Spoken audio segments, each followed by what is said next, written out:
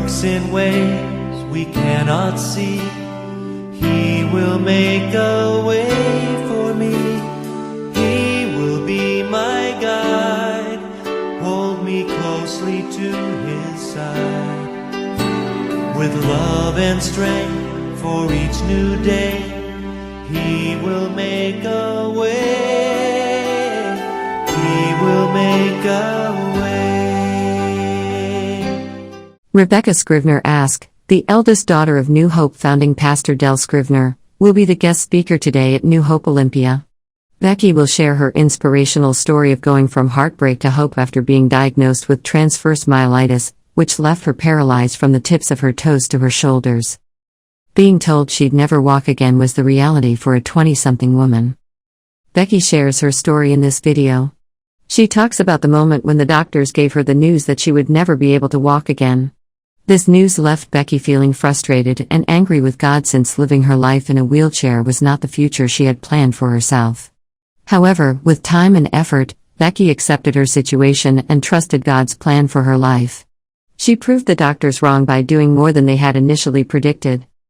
In summarizing her journey from heartbreak to hope, Becky realized that God never guarantees a life without difficulties, but He always promises to light up your way.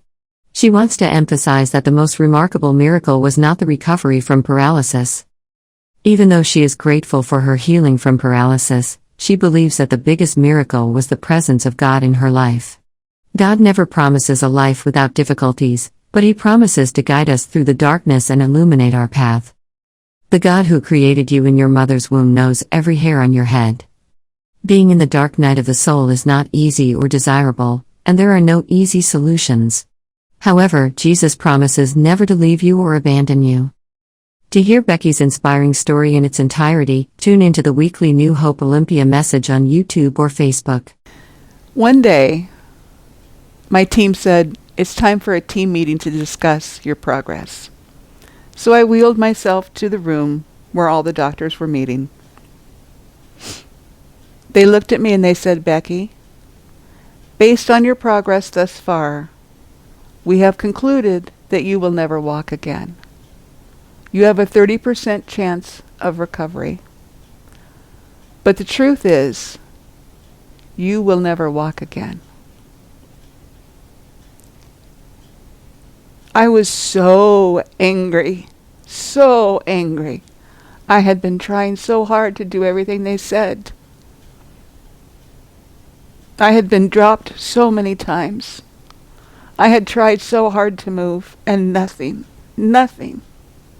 And to be told that you will never walk again, I was angry. I didn't deserve that.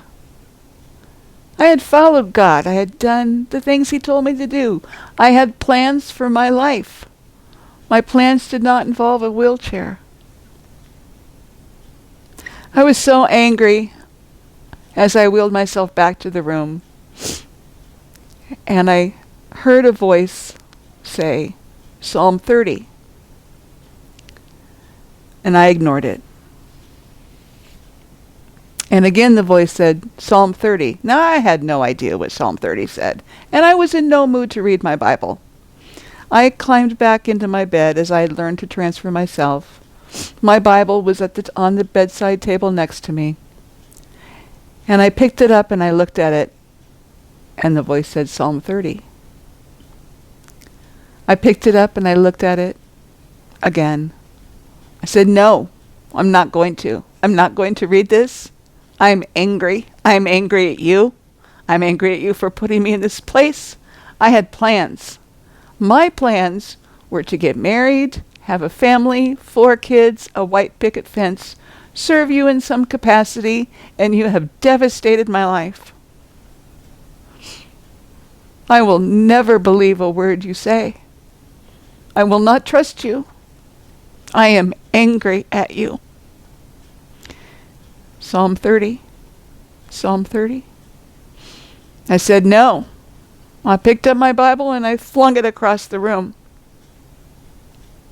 I had never spoken that way to God. That night, I was wrestling with God. And it is okay to wrestle with God. Psalm 30. My Bible was across the room.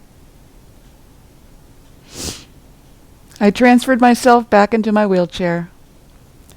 I picked up a reacher stick that they had given to me.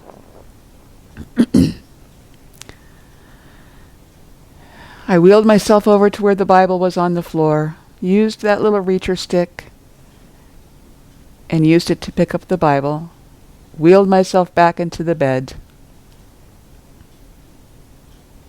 and I opened it to Psalm 30. O Lord my God, I called to you for help, and you healed me. You brought me up from the grave, you spared me from going down into the pit. Weeping may remain for a night, but rejoicing comes in the morning. You turned my wailing into dancing. My God, I will give you thanks forever. Now you have to understand something. I had no idea what Psalm 30 said. But this verse says, I called to you for help and you healed me. You turned my wailing into dancing, and in order to dance, you need legs. So I said, okay, God, if that's it, if that's the verse, then I'm going to trust you, and I'm going to keep praying this verse. Then I heard Psalm 40. So I flipped the scriptures over and read, I waited patiently for the Lord.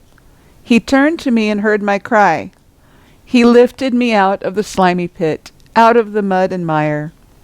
He set my feet upon a rock and gave me a firm place to stand. He gave me a firm place to stand. At that moment, I did not have a firm place to stand. Now one might think as I read these scriptures that might give me faith to suddenly leap out of my bed and God would miraculously touch my body and I would begin to walk. But I didn't really think that that was what God had intended for me to do in that moment. But I did cling to it as a promise. And then he reminded me of the story of the unjust judge. Jesus told a parable to show that you should pray and not give up. He said, in a town there was a judge who did not fear God, and he did not care about people. There was a widow who kept coming to him and pleading with him, grant me justice against my adversary. For a long time he refused.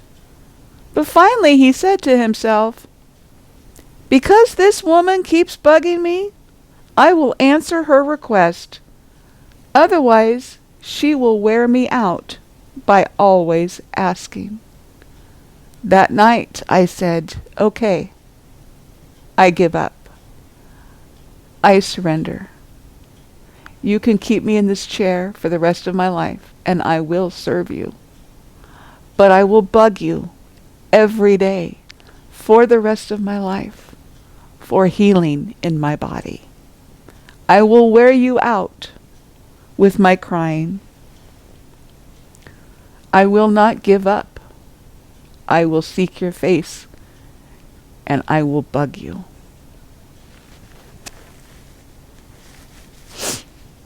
The next day, I asked the doctors to increase my physical therapy.